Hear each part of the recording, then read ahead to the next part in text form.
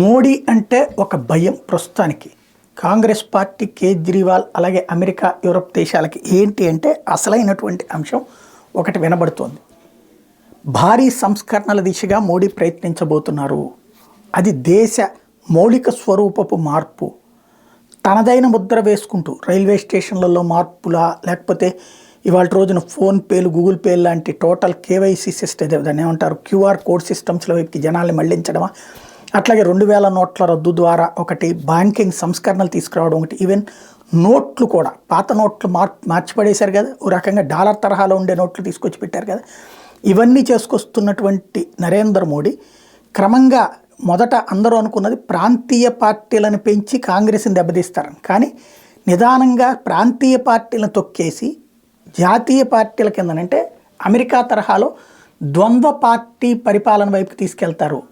అక్కడ అయితే రిపబ్లిక్, లేకపోతే డెమోక్రాట్లు, ఇంకోటి ఏమి ఉండదు కదా. అట్లాంటి పరిస్థితి తీసుకురాకపోతున్నారు. తద్వారా అప్పుడు కాంగ్రెస్ పార్టీ ఇప్పట్లో కోలుకునేది ఉండేది తక్కువ, కాబట్టి ఎక్కువ కాలం తనే అన్నటువంటిది ఓ రకంగా అధ్యక్ష తరహా పాలన వైపు తీసుకెళ్తారు.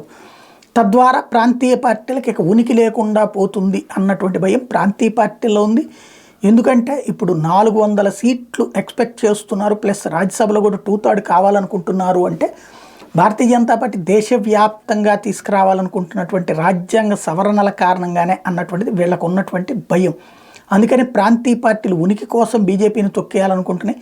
కాంగ్రెస్ పార్టీకి అందుకోసమే వెనుక నుంచి సపోర్ట్ చేస్తున్నాయి చాలా చోట్ల.